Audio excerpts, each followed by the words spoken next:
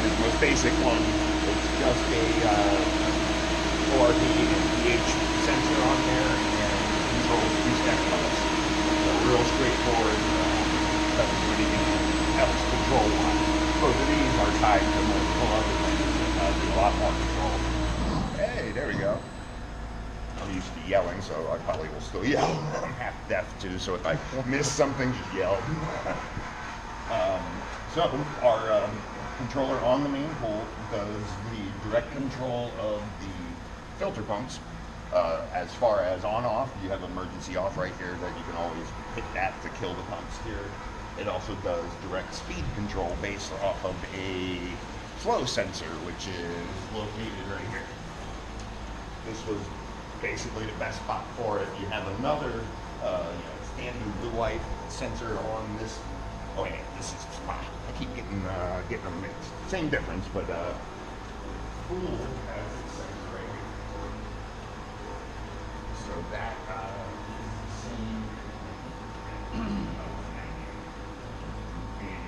see what's going on.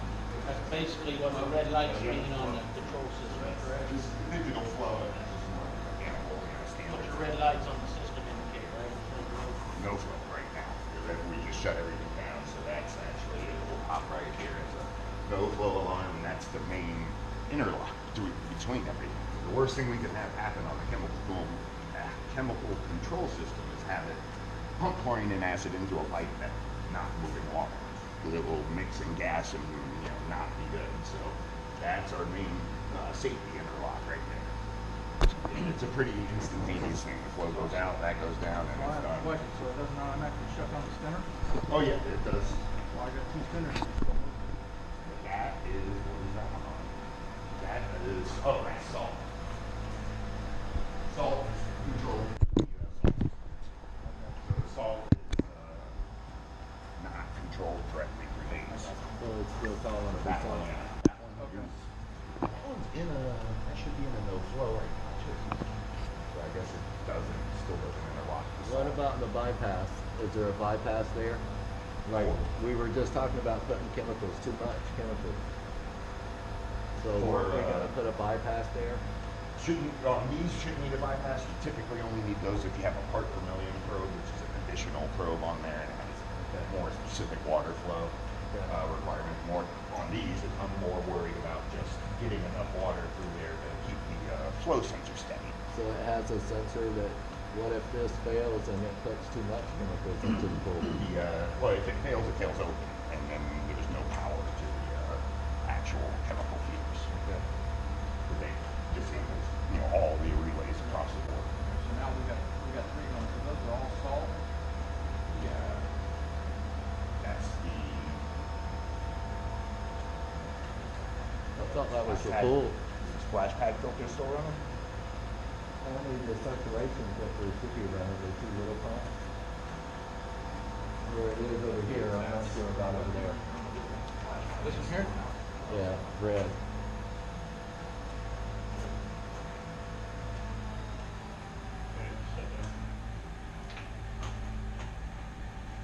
No, it's in a no flow, so it must have still been running. That's a small one, so you just can't hear it really. So yeah. Yeah, those injection lines are going into the tanks themselves, not out there. So if the small pumps are running, then they're still gonna sense it needs chemicals. Is there any injection lines for the filtration? It's not on the features. Right, the injections are only Those are the only ones that didn't get shut down, is why they just kept going. Right. And that was for the water feature.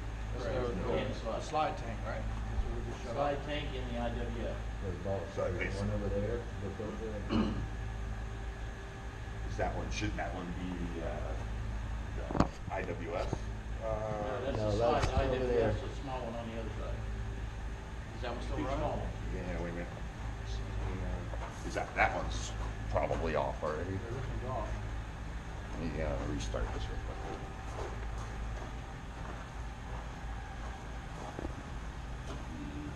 I'm just curious if we want to Yeah, shut yeah. everything down, because we've still got one spinner going.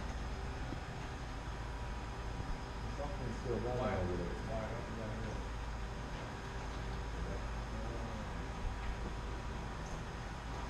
It's just fed into an outlet. There it is, he just shut it off.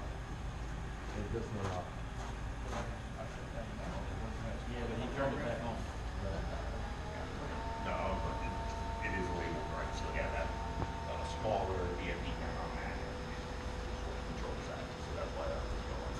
just such a small pump, you can't hear it even running. Alright. So, everything's built in here. It does have a strainer on every line.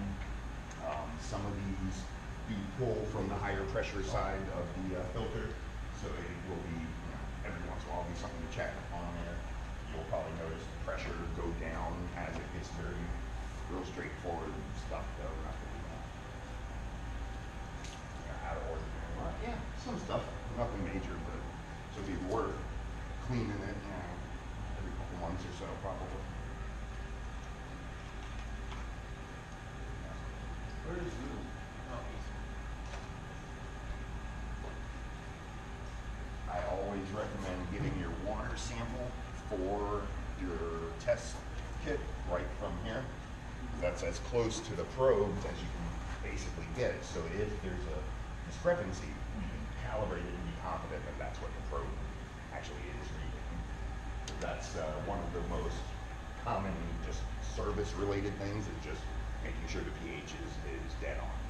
You can calibrate it right through the front, and it's meant to be that way, but if it's a 0.1 off, if you're testing 7.4 on your test kit, and you're confident in that, showing 7.3 here, I say let it ride, because this can actually test to 2 decimal places on the pH, so it could be a 7.39, don't really know unless it's displayed, so it usually is, the less we mess with it, the more stable it is, but if it's more than 0.1 away, then it's definitely something we need to calibrate. But the calibrate button right there just brings it up as the pH, and you can calibrate temperature too. But if you find that every couple days it needs to be calibrated, track where you're going with it. Because I've seen a lot of cases where usually it's just misinterpreting test results, or different people testing it and reading it differently, in between when it's calibrated. And if one person brings it up 0.2, the next one brings it down 0.4, and the next one brings it back up 0.2, then you're right where you started, so you should have never changed it, probably. So it's just confirming that your test kit is accurate is the biggest thing. And if it's different than here, make it read what your test kit's reading, and that should bring everything right back. Now these don't read part per million per se as far as how much chlorine is in the system. It's all ORP based, which is the way most commercial controls are done. It's more of a reading of how well the chlorine is working, not how much is in there. So it will adjust how much is in there based on the demand at that time in the body of water. So it's very, very dependent on pH. The pH has an inverse relationship with it. The lower the pH goes, the higher the ORP goes, with everything else being the same. So having that steady pH is the base of the whole chemistry, basically. Then having the ORP is somewhere in between the 700 to 800 range. Ideally, that's the typical by code range that they recommend. Is all we have to do. And as long as that chlorine is above minimum in the morning and below maximum in the afternoon, or at least maximum where we want to see it, then it's doing what it's supposed to. So it will adjust how much chlorine's in there based on demand, basically. But if we need more or less chlorine, then go into our set point, which is where everything's trying to be run at, and we can adjust that number as needed. Now, because both the main pool and the spa are salt-based systems, basically they have chlorine generators on both of them. They have more than one main ORP set. If you look, it has ORP, which is just our salt systems right there. It controls them, turns them on and off as needed. Then we have a chlorine booster trigger and a chlorine booster setback. What that is if the main ORP gets low, or the ORP reading starts getting low, think during the middle of summer when a busload of kids get in, or whatever it may be, if the ORP drops far enough, it will kick in an extra Skimmer. Or like on the main pool, it's a bigger double-headed Skimmer here. This will only kick in if it drops 50 points below where this one turns on. So hopefully this will generate all the chlorine we need, but if it's an extra heavy load during a hot day, this will kick in the cup. So it's just always something to keep in mind. Who sets the trigger point? Who sets the trigger point for it to kick in? Does it Yeah, automatically that's do as it, or do needed. we have to set? Yeah, I mean, it's adjusted as needed, literally. Right now, How do we adjust it? what's that? How do we adjust it? Oh, just right through the set Yeah, points. you might wanna So go our through set this point and menu see is the where string. everything is, Okay, we're so trying to maintain at that set point, basically, so. let's change the booster trigger point. It shows how to adjust it. It's basically Yeah. where I'm going. So if You we hit needed 3. that, we just select the line in there and we And your type up and it down in. arrow keys. Nope, you just type in the number straight away. That's it. So you'd want to go say 0730. Yep. and then Adjusted enter. it. And then what are you going to hit enter to Yep. maintain it? Correct? Yep. So you're going to hit enter. Actually, it can only go to 720 is what it is. That's your range that you can set it, so then since it didn't like that, I'll put it at 720. And So then, basically, just change any of these. Your VFD set point, we got that 950. If we wanted that to go to say, what, 750, same principle, you're going to Yep. hit, Select you're going to hit 5. 5. And then you're going just to type say in- 0750, Yep. and it changes. Yep. And if you want to back out But you without still have to changing hit it, enter to accept it. to Yep. accept it. If you want to back out without accepting, you can hit previous and it goes right back to this next screen. Yep. Okay. How long does the typically- boost last? Hmm? How long does the boost last? Is it like a 24-hour? Oh, it's until it gets to the end point there. That's why there's a start and an end on it, really, is it waits, X amount of points until it drops that low. Then it will only feed a portion of that drop back, basically, is the way to look at it. So it's giving it a boost. Hopefully everything else kicks in and runs, the rest of the way with it. So I give it a significant gap between the two. So let's say, 750 is just standard starting point for a RV, since it's right in the middle of our range. So I typically wouldn't even have it trigger until probably 700. 700. And then let it run to 710. And literally just that little boost gives it the forward momentum and should help everything take over. Now, if it hovers around 710 to 720, but then never quite gets over that, then I'll let it run to 720 and kind of find the sweet spot there. If there's an issue with the salt cells, so let's say they're dirtied up and they're just not generating at good efficiency, you'll notice that it will just hover down at that lower set point. Like those will act like they're running and look like they're bubbling and doing all their thing, but if they're dirty, they're actually making hydrogen bubbles instead of chlorine bubbles, basically, which is just normal maintenance on that kind of stuff again, but you'll see it on the ORP here. But let me Okay, so- double check that. Let me reset that before I forget. Yeah, so I'm just gonna put that back at 700 and then have it feed to 710 if it needs it. But it's going to try to maintain 750 with the main salt system. So. And same for the pH, it's got its own set point. That will probably always stay the same. I mean, you can adjust it obviously, down or up slightly, but that's about it. Typically 7.4 to 7.6 is the range you would see it in. And then the speed control I mentioned earlier, this is the set point that controls that. So this will try to run the 2 filter pumps as slow as possible to maintain that set point there, just for energy savings and wear and tear kind of savings on the pump. And then as the filter gets dirty, it will ramp it up and take up some of that headroom there. So at a certain point, when it gets to a point where it's either not able to keep up or the efficiency's running out, we're running at 95% output, by that point, the backwash trigger should be pretty close to triggering, and it will do a backwash. And then after the backwash, when this kicks back in, it will ramp up and then slow the pumps down to the minimum speed again. So, and it does all that automatically, but if you need to adjust where that's running, we've got another set point for that, basically. That will probably always stay the same. This is what the county recommended flow rate usually is what we set that to. So, and I know this one had, I think it was running at 90% output, and I don't think those have been backwashed for a while now anyway. So what's that? Which one? The pool. Pool's been backwash. Oh, okay. So that there's been just some of that headroom there. So we've got bare minimum, 10% extra headroom that it will really pay back over time, on this energy savings. Are these control units set up for remote monitoring? Yep, they have built-in gigabit Ethernet boards in them already that are standard kind of protocols, so it just depends on what kind It's of connection. available. You know, Wi-Fi is an option. We used, they're called client bridges basically, and we can connect to a Wi-Fi, but it's flaky, honestly, it just because of the distances and all the other interference around, but a hard wire plug-in makes it bulletproof. And from a desktop or a laptop, you can download free software that lets you basically do anything that you would do right in front of it, right through the interface there or through the software.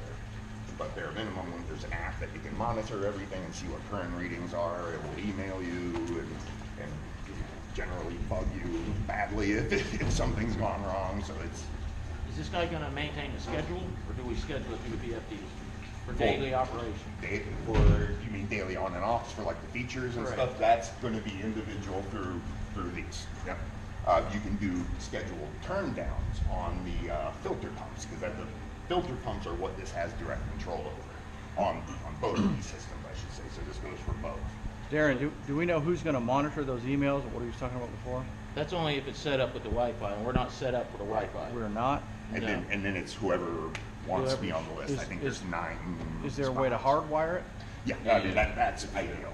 And just Yeah. literally a hard wire right into that is So we just need internet and a router, we can send it wherever we yep, want it to yep. go. And these have it's called standard Yeah.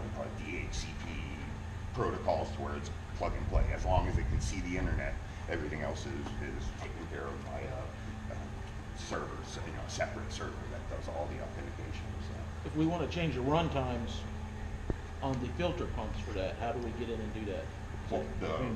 Well, the run times on these typically will be 24/7 On the filter pumps? Yeah. This is gonna control the filter pumps, not the features. Right. So this will be, this will set it. I mean, it has turn down capabilities. We can have it turn off at night and everything, but I've never shut a commercial fully down. I'll have it slow down just for money savings or noise savings or anything like that. But even that, You're talking slowing down the pump. right, just slowing it down it's basically an out of code flow rate, but there's a period that's, if I remember right, I believe it's 3 hours after it closes and 3 hours before that you can slow it down. So you still get your turnover, but it still keeps the water moving. So you still get the turnover, but Right, it it's slows just down. slower I unless think it, what's confusing me is that you're doing that through this controller rather than the VFD. well, this is controlling the speed directly to the VFDs when it's in auto. So that, overrides the yeah, and it does the on off and So the, that does, any programs in there will override the VFD? if it's in If it's in auto. If it's in auto. auto, yep. And now hand mode on basically any of these overrides everything external. Right, Yeah. okay. And so yeah, that will do all that. Where So basically, the Actually- filters are gonna run 24/7. Yep, that's ideal. Now the exact speed can be adjusted on something like this with this much surface area and just the construction around and everything. You're going to want this one to run, Yeah. as much as humanly possible, basically.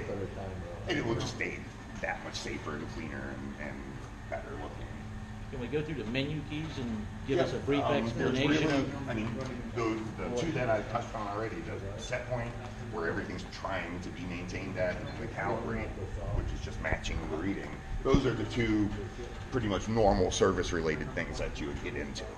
Anything else on through here, anyways, I mean, we've got a whole other controller to go over there. But anything through here in the menu would be more advanced, but typically it's feed-related things because we have to set up the feed speed on all these to match the size of the body of water. So you can imagine this one on the big pool is pumping acid way faster than like the splash pad is. So, You mean longer? well, it pumps faster for longer periods. It just especially. controls the stenners though, right? Yeah, they're all So the stenners. speed's controlled on the Well, stenners. there's the ring on there, but it's internally governed also. As the, like, let's look at a second. As the pH gets close to 7.5 from a higher point, let's say it's at 7.6. This thing does not just feed constantly. Like when it's feeding, you'll see a green light, a solid green light. it will start flashing the closer it gets to the set point, because it's pausing. It's waiting for just the circulation to catch up and get a better reading on there before it adds more. And it bases it, I think this one bases it per minute. So it will pump it, like let's say our range that it starts slowing down is 0.3. So at 7.8, it starts to slow down, but it's only turning off for 5-10 seconds out of that minute. As it gets right to 7.5, it's only pumping for 5 or 10 seconds and waiting the rest of the minute.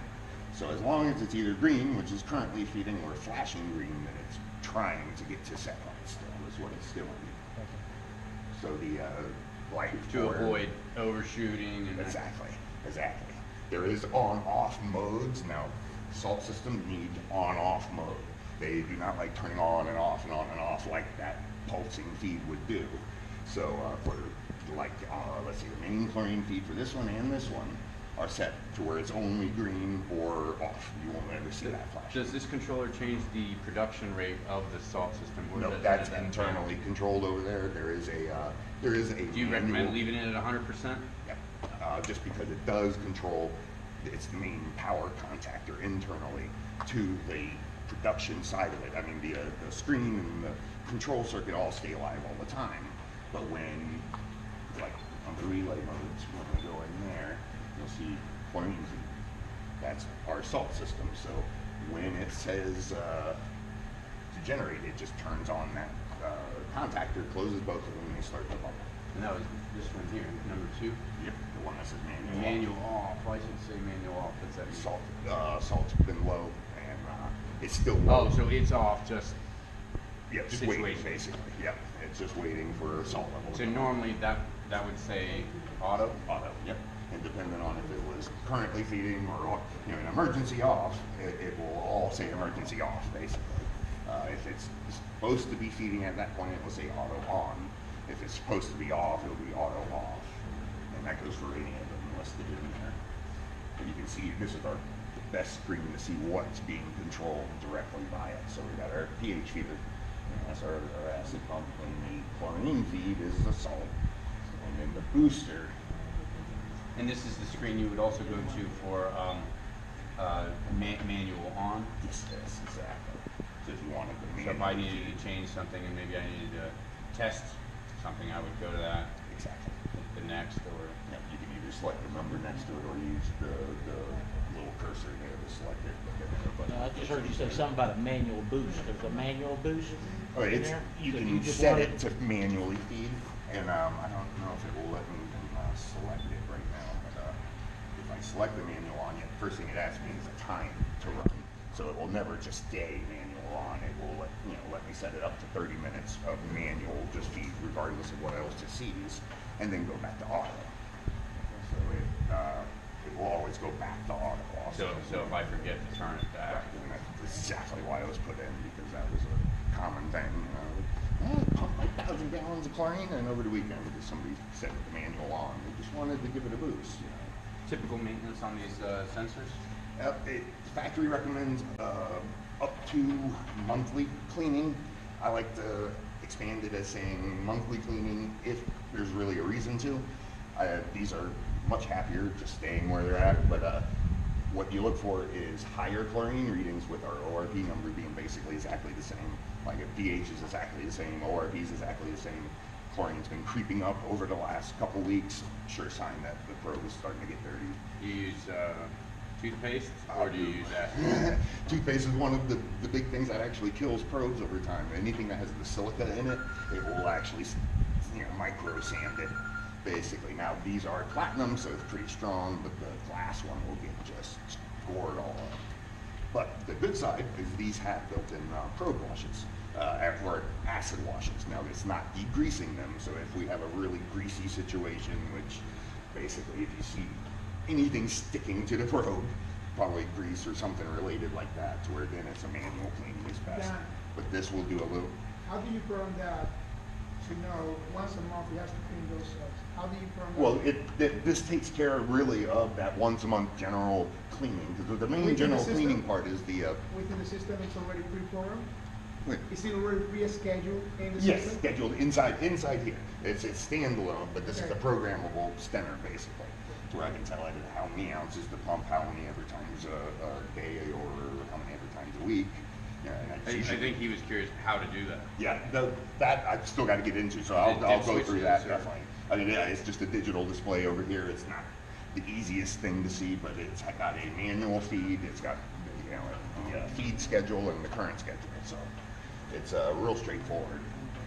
And that is, that's what these power supplies run. And it's just pumping out. Yeah, and it's a weak solution. I mean, it is I start with like maybe a pint of acid in there, to the rest water. So these are definitely going to need to be refilled from time to time. Every once in a And it's while. important to keep a low. Yeah. And it's not something that will react instantly. You won't notice, like the day after it runs out, that something changes. But if it's not cleaning it over the course of a month, you'll be like, okay, something's different all of a sudden.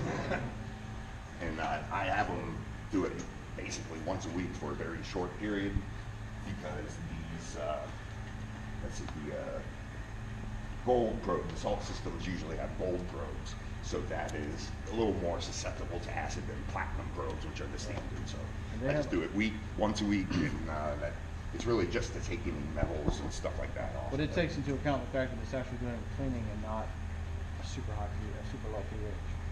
That's it. Well, I think it would be a quick. It's just a quick hit. Yeah, like because just a this quick- has flow of water coming Right. through it at all times. So even So though this is going to pump some acid in there, it'll be past that sensor before it really plays Before- any role. It in will the spike thousands readings. of gallons. Well, that's what I'm saying. If it spikes the readings, it's not going to just Well, it goes in the opposite direction, that it would cause any feeds. It Right. basically will spike the pH. Spike the ORP. That's a good test for the probe in a way. I like seeing that at 1,000, honestly, or else I think it's getting weak. And then the pH will bottom out to anywhere from 2 to 4, and that will force maybe alarms, like a high and a low alarm, but that will fade out as soon as it flushes out. So, Is there ever a lockout from a fail? yeah, Like, lockouts are the important one. There's a lockout for high ORP, low ORP. I mean, there's a lockout for any kind of high or low alarm. Now, will they stay if that They drops? stay until it gets corrected, basically. Manually. So a high pH lockout or high pH alarm is the #1 lockout alarm that will mess with the system. And it's doing it purposely, and it has to do it basically. But if we hit our set point button twice, that second screen brings us to the alarm set points. So we have pH high, pH low. So this is where we can adjust all the stuff that triggers that. So if it drops below the 6, then it's going to give a lockout? Well, the Is it low just a- side won't lock out on these two. That's one of the more advanced features, because you never typically want to lock out a low pH from feeding chlorine, since it will drag the pH up and help correct it. So the little ones, I don't call them little ones, those don't have the logic in them. So if it gets to a low alarm, no matter what that alarm is, it causes that pH or chlorine lockout. But it's a physical lockout, whereas when the chemistry is corrected, somebody still needs to come clear. Oh, no. No. That's When the it's a chemistry's back in resettable line, one. It's automatically. Yep. And that's like, again, I say the pH high one, that's the important one. Like, even putting it at 8.0, like there is the alarm is a little high for me. I like them being So close. it locks out the feeders, The but it chlorine- won't lock the controller. Right. And all it's doing is basically shutting down the chlorine side until that pH gets back below that level line. Because if we have a situation where the chlorine itself is dragging the pH up and the pH isn't able to keep up, we can get in a situation where the chlorine gets so high that the pH is through the roof, and then the ORP starts dropping. Even though we got high chlorine, And then once high more pH chlorine. makes it go to sleep, and then all of a sudden it's a loop, and it will pump until it fail-safes. Now, fail-safe, I don't know if I left any of them. I think just shutting everything down, reset the fail-safes. Anything in a no flow basically resets everything, because that's like the equivalent of rebooting it. But fail-safe, which if you look on either of these as a fail-safe screen, if it shows a fail-safe, it will pop up what triggered it on this fail-safe screen. And And what's that fail-safe alarm is, look like? what's It that? goes off, will show up on the screen and show you what the alarm is. Right. Well, there's no fail-safes active right now on it, so that's what I was just, this screen would show it there basically. But that fail-safe is always timer related. There's a built-in timer for both, or for any chemical feeds, to where if it goes past a certain time, constant feed, it says there's something wrong probably and shuts down. Like Is for that standard- time adjustable? Yes, absolutely. I mean, like on the salt systems, that's the one feed that I will actually disable that sometimes, because that is not it's not a high power pumping it in kind of thing. You need that trickle feed, so you need, or it's a trickle feed, so you need that time. Now the Skimmers pumps, it on a spa, or not spa, I'm probably gonna have to start calling this just pool, because it's you almost can't look at it as a spa. Besides that, it's hot, because it's like a 10,000 gallon spa, so it's a small pool really. But on the splash pad, that's a small one. So if that thing pumps straight for probably anything more than an hour, and it's actually pumping chemicals, the client's gonna be through the roof. So if it's not sensing that it's getting where it needs to be, and it pumps for an hour, it's, you know, chemicals ran out, the Stenner pump's broken, or pumping on the ground, or whatever it may be, it will time out and just say, oop, now somebody has to reset me. Now on these two, it's got fail-safe screen, makes it straightforward. It tells you exactly what it is and shows you which button to press to reset it. This one is just pressing both arrow buttons resets it, and it does say it right there, reset fail-safe.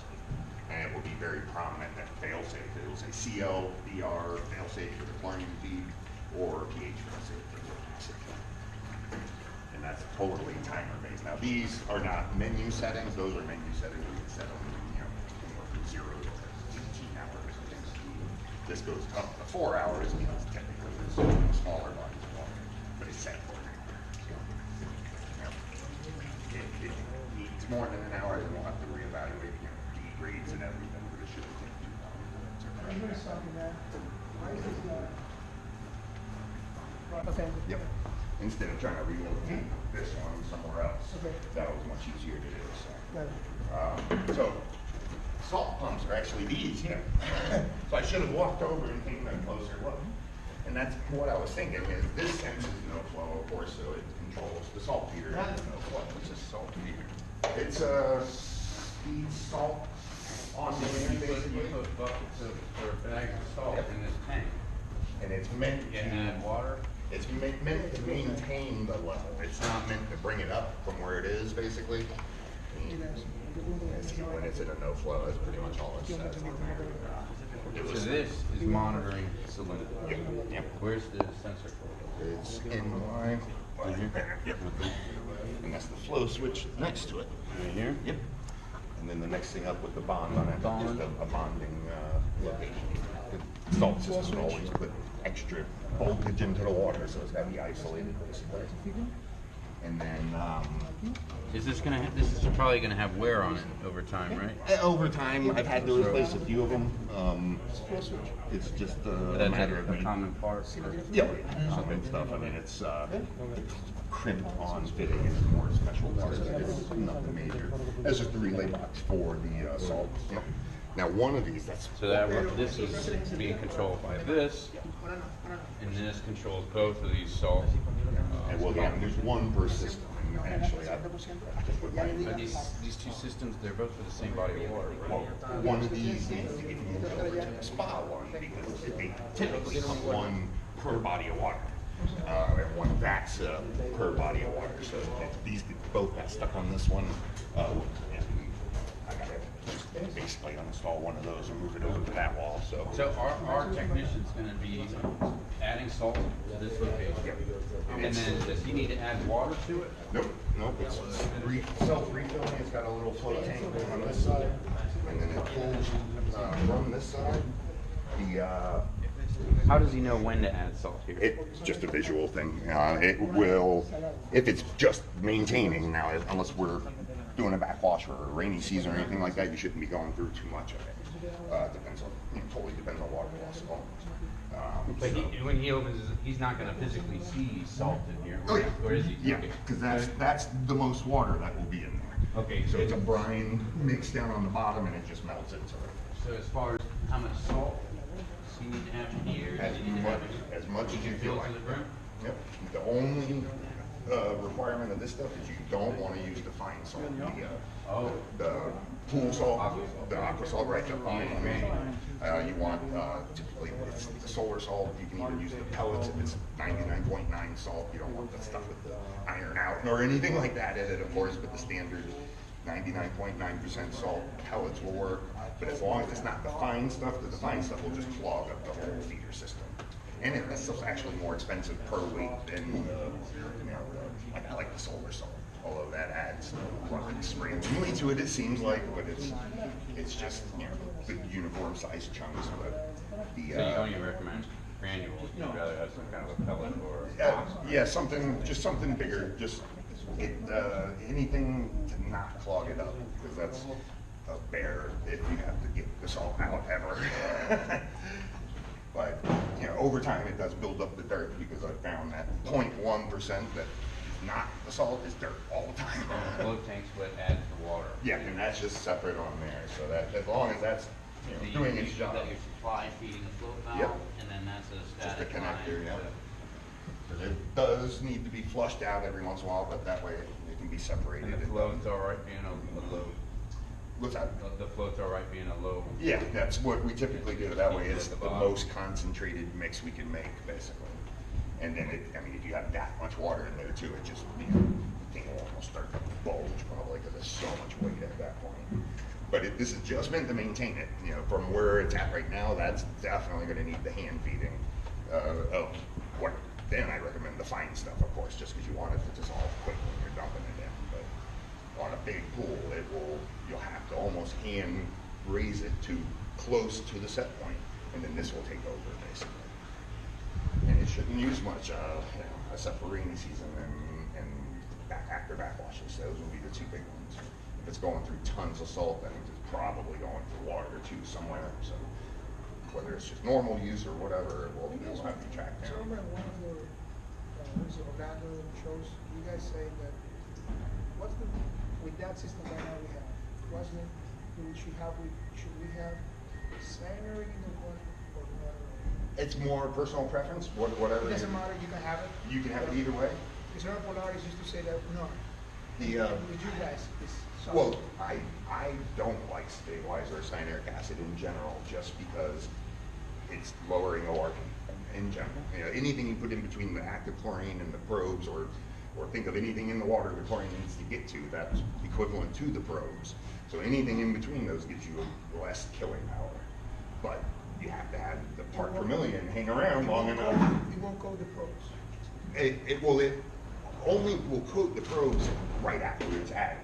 So as long as the probe wash is active and everything's going there, it should always wash it off within a couple days, no matter what. But you have to lower the ORP set point though whenever you add stabilizer to it, because it's normal for it to drop the ORP more than it typically will as it's dissolving and doing all that. And if you don't drop the ORP down, you'll have too much chlorine the next day, just because of that false reading for a little bit.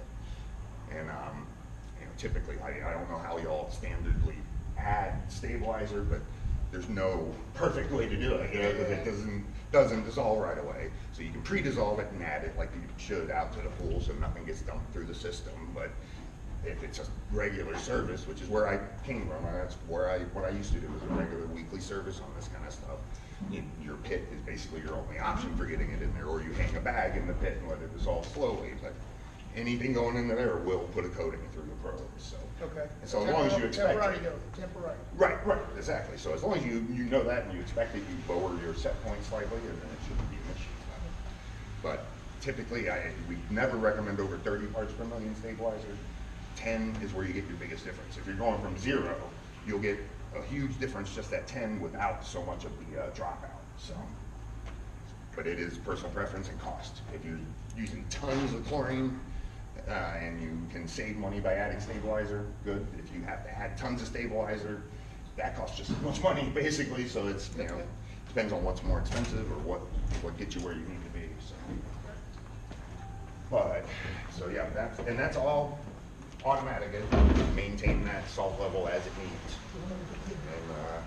And you see these have flow switches on them too, so when the systems go down, it's not just got the control interlock, which is the blue ones, because this is our controlled power for each of these, and that's what goes straight back to the Beck's controller. But it's got a flow switch also, just to be doubly safe, basically. Yeah, close this back up. These have strainers on them too, but these are all clean water, feed, so you shouldn't really have anything ever go through there. But if you ever have sand that gets through the system, it will catch it. So yeah, I was saying it's 2,700 on the salt right now, but it's not flowing either, so I don't know. You have a recommended salinity for these? 5,000 is 5,000 what the recommended. factory recommends. They will. I mean, There's what kind of range, you know? it's anywhere really between 4,000 will let them run, but 4,200 and over, the voltages and everything are pretty much normal. If I'm running it a little lower, just for corrosion purposes, because it's with 5,000 parts per million, that's your base TDS is where you have to look at that. So if we have an aggressive water pool, we got to adjust something else to compensate for that, or else it'll just be an aggressive pool forever. So factory specs are 4,200.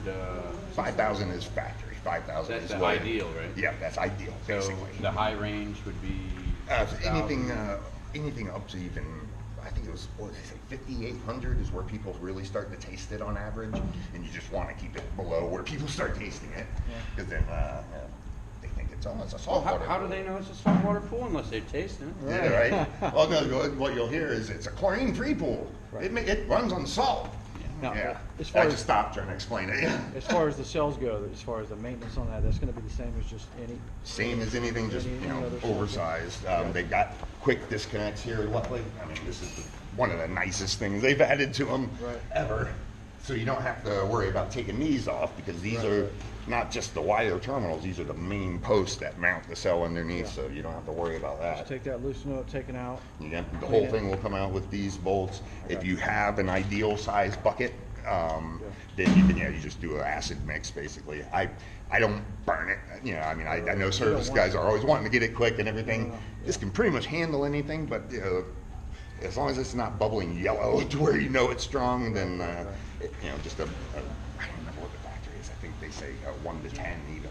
Yeah. 1 to 10 mix, which is what we typically recommend in the acid bath themselves. As these start to, what kind of lifespan? I think now this is the Residential, sales guys end of 3 to it. 5. Well, it's planned. I think it's spec. Put it that way, to run. I think 3 years normal, but then it's I didn't even see it sitting up there. There's extra stuff. But it's more hours than anything. I think is the way the factory specs it. But it's that the Yeah, pay for residential itself. is going to be like 8,000 hours. But yeah, and I think these are like more like 20 or something. But it's You meant to and pay for as itself. it dies, at you'll 2 start years. seeing wear on the bottom of the plates. Yep. And as they start breaking down. Yep, you'll see edges Edges, started to either real get sharp sharp or switchy. scalloped or anything like that. Now you will see the scale build right up on there, and really the goal is to never let that scale get across, because as soon as it touches the two sides there, it goes from making It's no chlorine more, it's not bombardment anymore. Yeah, It's it just is. traveling through. Yeah, and it makes hydrogen and oxygen. That's it. And hydrogen, ironically, is the opposite of an oxidizer. So it's negative ORP. So if you ever see ORP of 200, or I've seen extreme cases of negative, while these cells are so scaled up that it's just pumping hydrogen through the system, and as soon as you shut it off, the ORP starts running back up. But it's a sign something's not working right, because it shouldn't be making but a minimum of hydrogen when it's running normal, and you'll see bubbles out at the returns. That's usually the hydrogen, and the other gas is just bubbling off. So, but you'll see it running right through there. So it's nice as far as keeping an eye on it and maintaining it that way. Now, flow through them is an important thing. I don't put max flow through them because it actually makes the output weaker than what ideal is. I shoot for like 10 gallons a minute, but it's more of a visual thing. I want the Yeah, because you the have bubbles. no meters. Yeah, and it's just the whole And loop you're and controlling that all with just by. yeah, so and that's the main one sending it there, but we do got valves on each one. I'll throttle the inlet, which it always comes in the bottom. I'll throttle the inlet down until the bubbles are making kind of a loop through the system. You'll see when it's first fired up that there's too much flow. It's just pushing them right through, and you can really see the flow and everything. Slow it down until it gets more of a seltzer look to it. And once it's going, it's evident.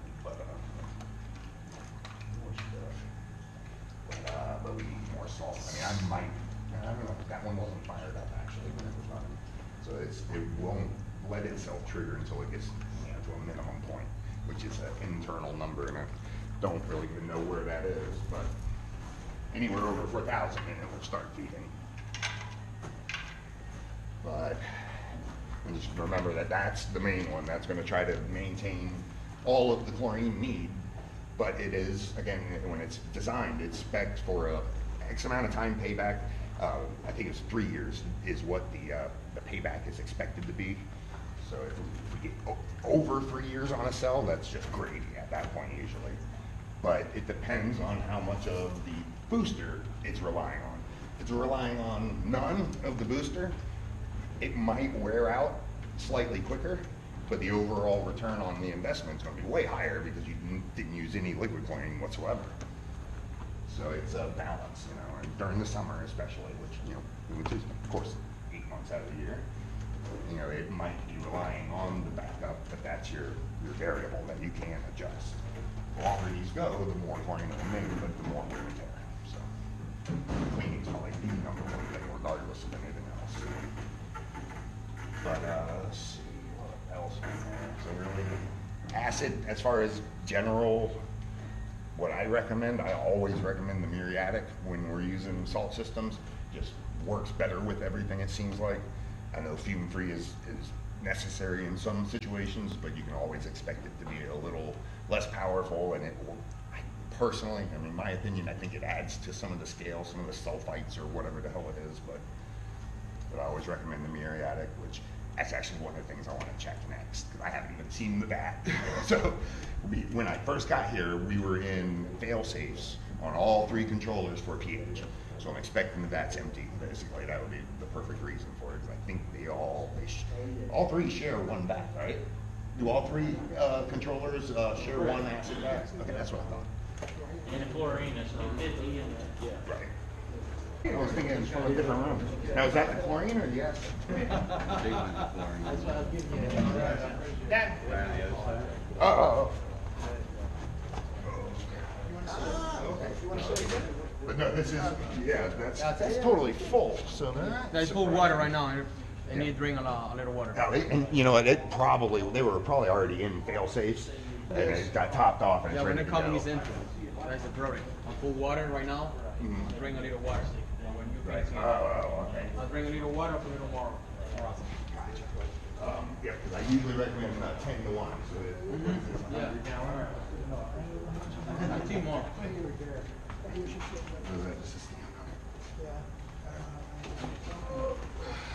My eyes are not what they used to be, so. You have a Sharpie? Yeah, I've got a couple there, Yeah, yeah. Sharpie this. We'll take it right here. Sharpie. I think it's 100. I mean, I'll double check. I'm sure that's got to get labeled 290 at some point.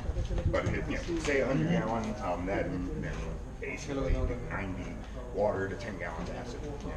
But with 10 gallons of acid, you want to put it in afterwards, so you got to make sure there's the room, like you're saying. So don't.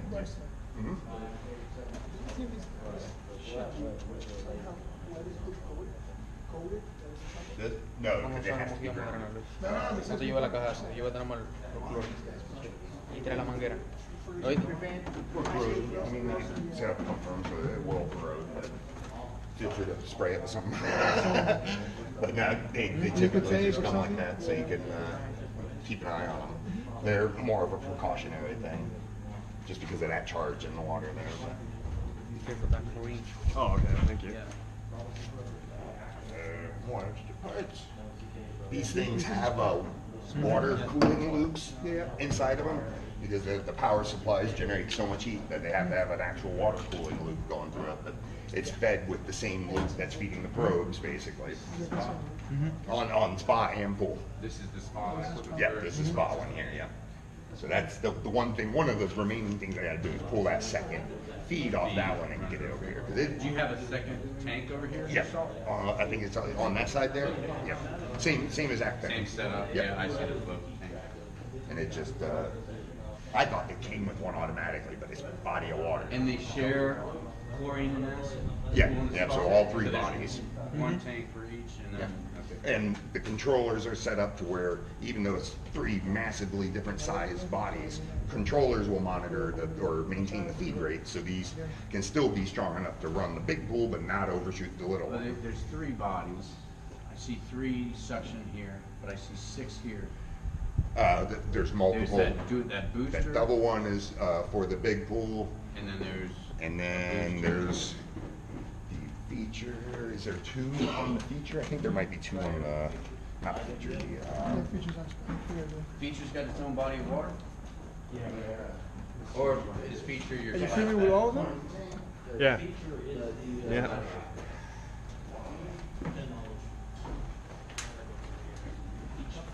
Waterfall has its own body.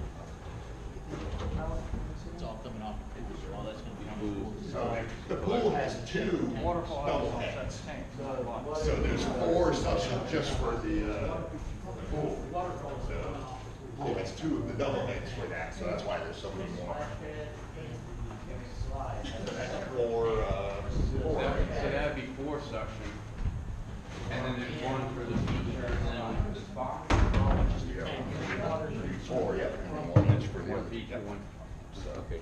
I didn't even notice the Could you double. label these? Yeah, exactly. The boys already freaking out. The backwash is the one thing we didn't go over. I still have a connection to make Just a between them. multi-port valve? It's just a multi-port valve on this box. So I mean, you can, if you've ever dealt with one of those, then you know how to override it and kind of make it do its So thing. we've got one, just one? This is spot, so yeah, this is just a single tank. Okay, so it's just gonna be going to one, Just the one, and that's it. let it go, Yep. come back. Now Turn it in that one. You don't need to turn it? Oh, right, that would be manual operation. That's how I'm used to them. Right, well, that's eventually, they end up like that, but it has flow monitoring in here, has pressure monitoring in here, so I typically set it up to backwash off of pressure. Oh yeah, there we go. To where when it's running, you'll see the inlet and outlet pressure. That's the equivalent of these.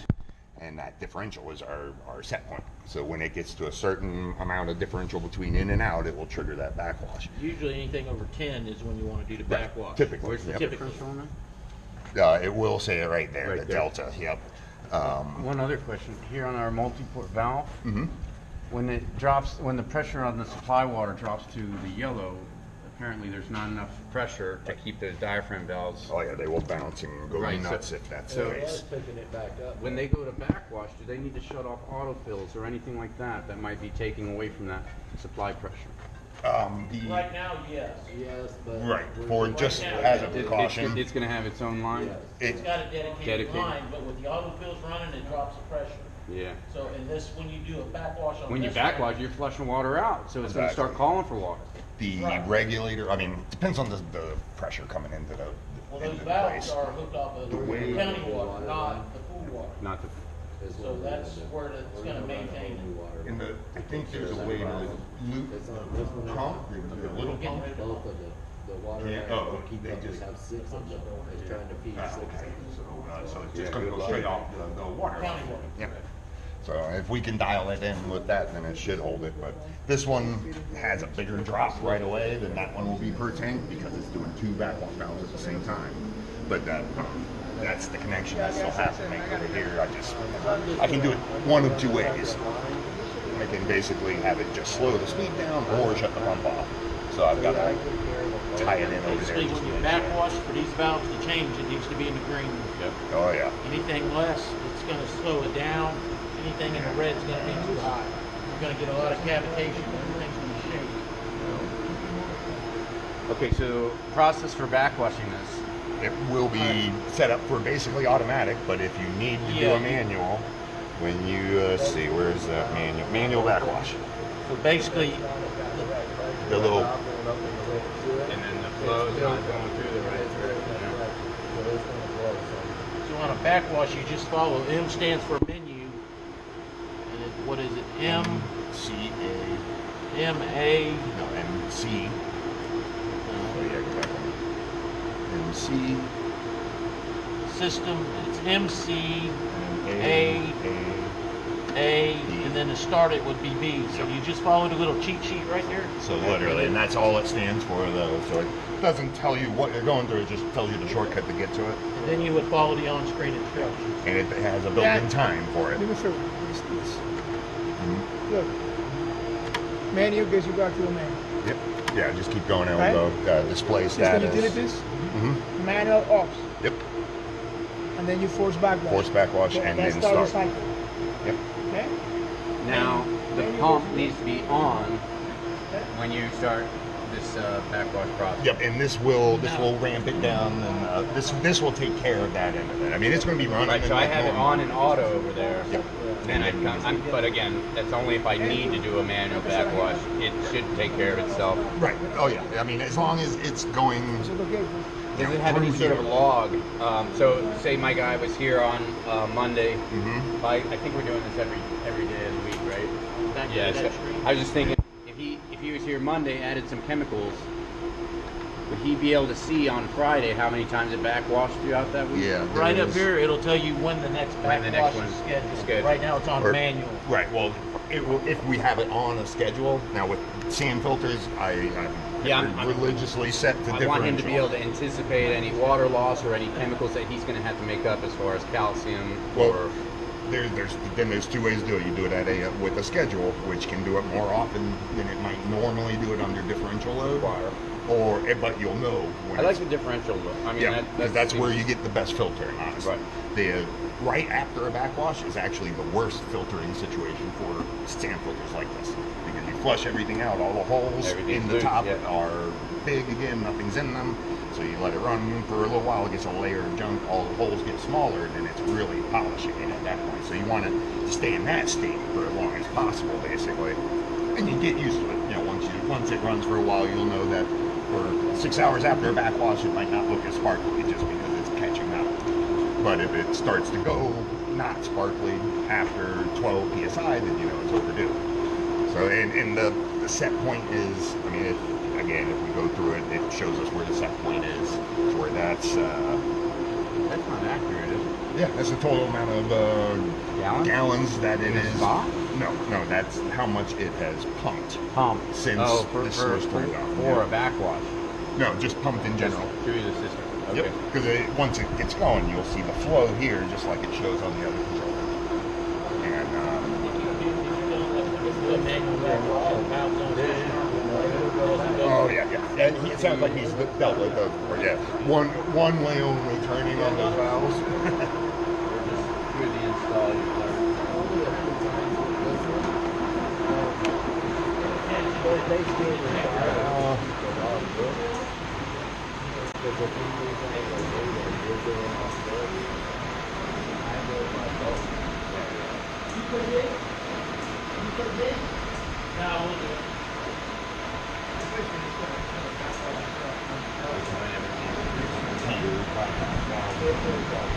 It looks like those pressures are higher. Is that differential adjustable? Yeah, and that is on the Bex guide. Now I was put in to start these up and connect everything, but I'm not fluent, so. But if I remember right, now there's backwash time. That's the same menu. I know that. So MBDA will get me there, and then backwash parameters, and then backwash timing. Let's see. What's with that? Oh, that would be total backwashes. So this is what you would actually see go up. You know, for the number of backwashes between visits. Wouldn't be a bad idea if you thought there was an issue too. You have them jot that down right next to it. See what it is in the next day. But backwash timing. So that's that's like the 3 minutes on the single tank. I think it's probably the same, or even maybe less on the other one. But where is that?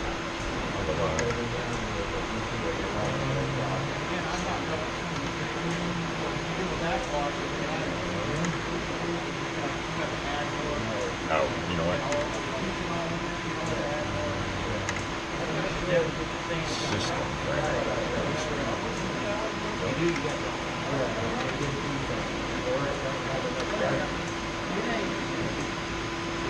Low rate. That's just that's adjusting the actual raw reading coming in, and that same thing. That's just calibrating it.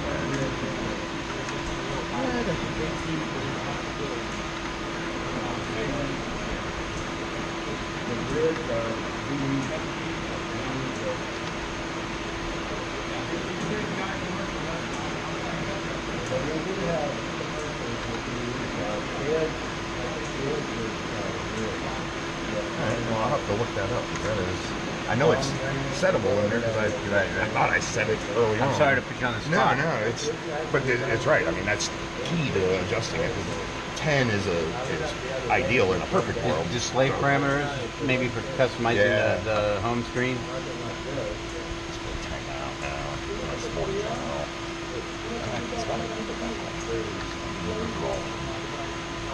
That's just, right, the pre-tank, it will wait a minute in between.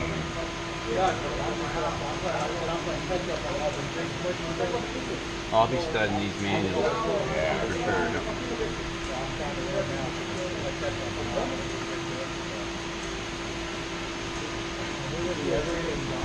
Oh, you know what it might be?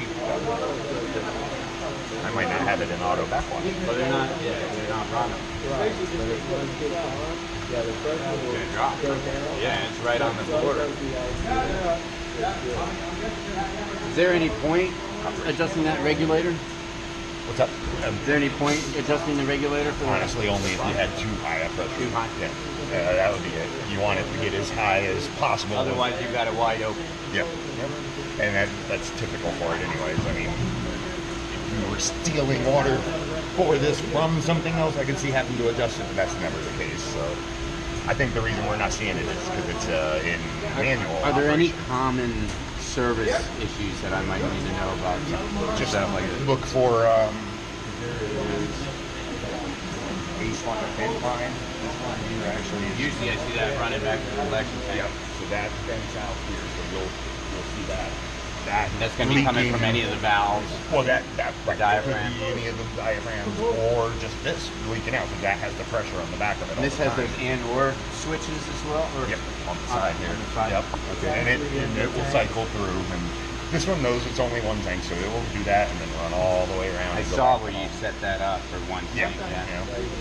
But the operation mode, that's where the Right there. present mode is differential pressure.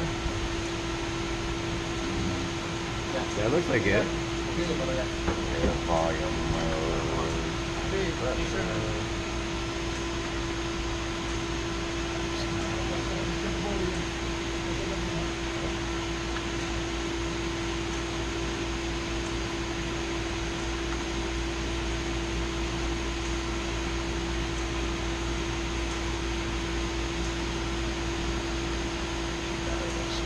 $15 PSI. So when there's a 15, okay. That's factory setting. It's running. It was running at like a reasonable, yeah, and it's running at 6 or 7 right now. Right after turning on, I'll see what the flow is basically. Now, are these gauges accurate with these measurements? Typically, I mean, I typally go off the Like, digital are they ones. connected in some way, They're or? tied into the same spot. They're not. They're separate gauges. There's one's an actual, or one's a transducer that is inside here. Okay, I see. And It's then just the other keying. one. So yep. one's a physical, and then And you've got one's some other electronic, exactly. switch back there. Okay. Yep. So if something happens to this gauge and it gets fogged, it's still going to be getting the reading off this gauge or inside. Yeah, absolutely. So I need to double check what the flow is supposed to be on the spot. Do you know where those permits are? No. You know what did the inspector want to see for flow on the spot? Was it 300? I think it's maxed out over there. You think it is? I was gonna write it down, but then I was like, oh, I don't know. It doesn't sound confident. I'll wait. I'll wait. Go ahead. Is this hand on or we want auto on, right? That's the IWF. That's going to be hand on till it's programmed. The tank filters hand on till we get the connection fixed. Jets, they just need to be on auto because they're run by the timer for the spa. It's on auto. Waterfalls. Nope. On. We haven't programmed this. The only thing that's going to be controlled by the Becks are the filtration pumps. Everything else is going to be manually programmed through the VFDs. We'll turn him on. Filter pump, that one should be on auto. He'll fire up. That one's on auto. Slide, it's going to be a manual on off. Yeah, these are your tank pumps. Turn them on.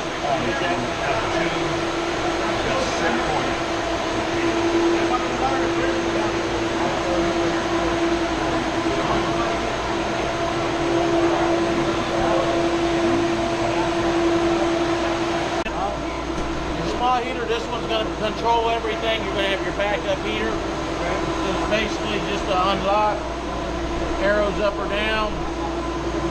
For your temperature, they want this heater set at 102. Real simple. This is the master control. That's the backup. GeoThermal? Yeah. Yeah. Definitely GeoThermal. Now we come down here. The rest of these GeoThermals are basically your tools. This is the master control heater. This is going to be tell the other heaters what to do, so the rest of them are slaves. It's basically the same as an AquaCal controller. Yeah. Not much difference in it. Slide to unlock. They want these set at 88. So that's what the temperature's set at, so you basically know how to do the rest. The rest of them are slaves to this one. This one's going to tell the rest of them what to do. We're always going to leave the bypasses open, so we're always going to run water through them. That's basically all there is on the heaters. They're real simple. I got now. Geothermals usually have a pump to pump the groundwater through the You got a pump in the well, pushing water through, and then it's just a direct return back. Is that something I'm going to be involved No, in? you won't be involved. So there's a skimmer inside the tank? Yeah, floating skimmer. Okay. Right now with that water level fluctuating up and down with all the wind, we've got it shut off. And the auto fill ain't keeping up. So a skimmer main drain, what's this one at? That's going to be a main drain. See that main drain right there? You got two main drain lines? Yeah. For the one pump? Yeah, because they're attached to the 8 filters in there. You see 8 filters? I saw some of the filters. Okay, there's another hole underneath that for your main drain. So if you do drop water, you can still suck from the bottom and not suck the air off the top of the filter. Okay, so that's basically all those are right there. These are tank filters. So this is a filter line. Right. These are The other's a bare main drain. The Right. other's the skimmer. These are just controls for the tank. It's on the filtration. The only filtration you got for this is the tank. That's why your chemical injectors are right here on that line. Okay, that's the only one like that. It's basically a gravity fed. Each one of those tanks on the splash pad have a main drain hooked up. So it's just a gravity fed line is all it is. Oh, Straight back. Yep. That's why your filtration's right here. So it's basically a standard filter. That's what filter operates. Other than the fact we have 8 filters. Okay. Okay. Want to look at the slide? It's going to be the same principle. Get all of this right here.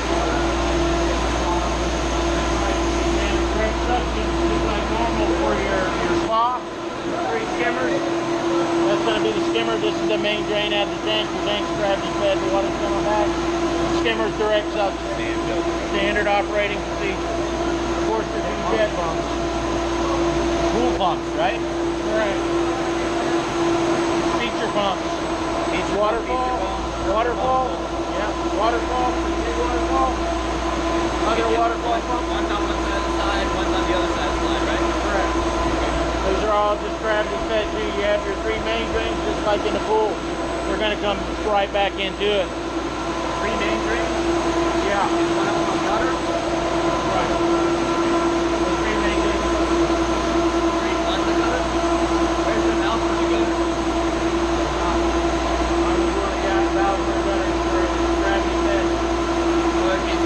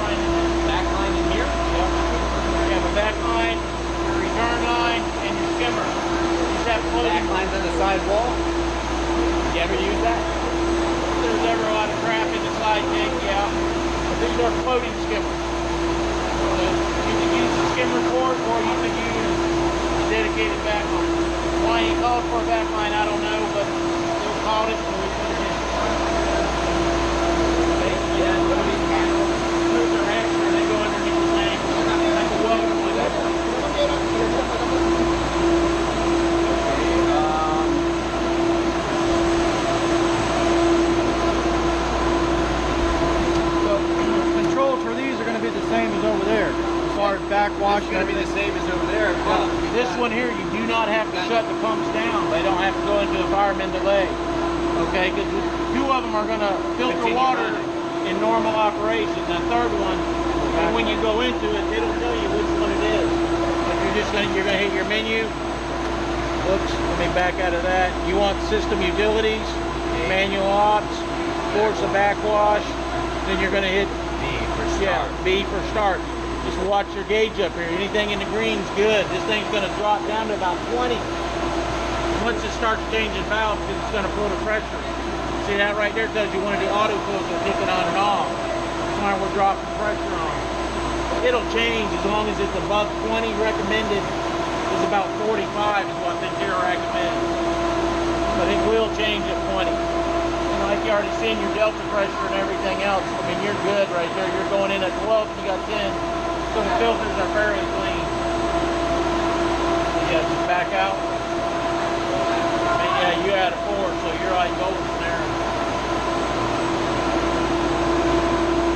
But anything you want to do, if you want to change your time or anything else, just follow one you're looking for, follow the menu VA.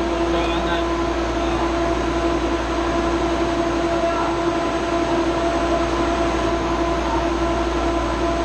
On this start and backwash, after I do start, do I get to choose which filter, or does it do them one at a time? It does filter all of 1, filter 2, and filter 3. It'll go into a delay.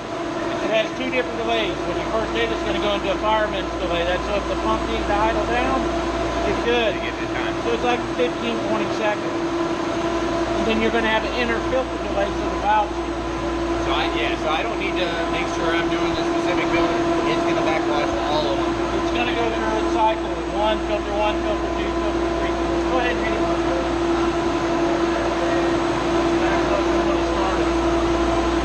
Your button changing your fireman delay. Only thing is you're going to lose a lot of water when every time they backwash. It's like a 15 or 20 second delay. And then it'll tell you which filter it's hitting. I think when I redid the valves, and you want to did it, we had to adjust those. This is filter 1 down on the left, filter 2, filter 3. Now if you stop it in the middle, if you stop it in the middle, it'll pick up where it left off. Throw it at a sequence. See, like right now you're moving your valve. You can actually watch the water flow through the pipe. Yeah, it drops.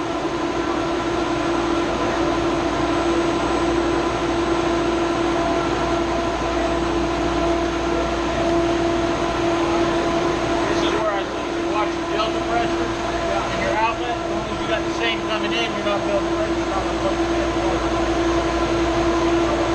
You can repeat that. Where's the key?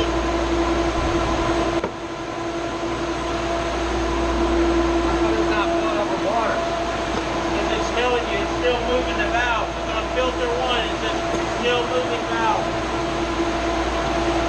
It hasn't built the pressure back up yet. Totally closed. Usually this is full of water and you see how dirty it is, that kind of thing. It'll tell you when it's backwashing. It's still for some reason shifting the valve. You think it's that pressure?